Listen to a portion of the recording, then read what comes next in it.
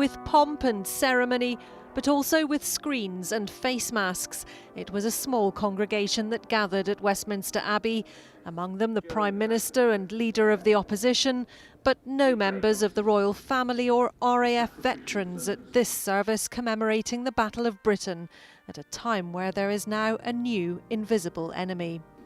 And once again, we have a front line, one that has seen a great cost borne by the National Health Service and its support staff.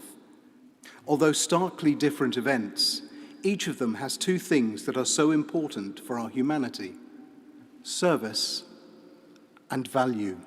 Hurricanes come home.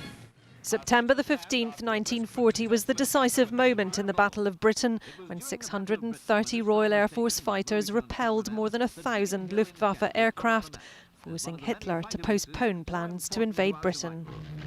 The few that we talk about are absolutely, we should recognise the bravery and sacrifice, but also to think about the many who were there on the ground, whether they were engineers, technicians, whether they were armourers, or whether they served on the radar stations.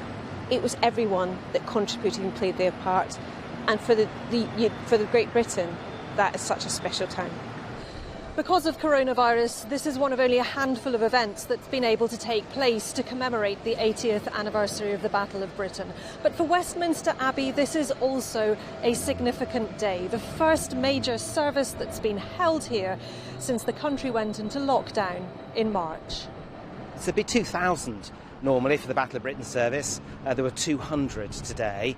That said, Westminster Abbey with 200 people in it and the band of the RAF and the standards, I mean, it's pretty special.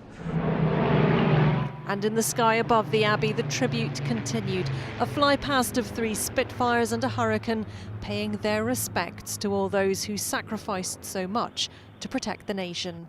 Martha Fairley, ITV News, Westminster Abbey.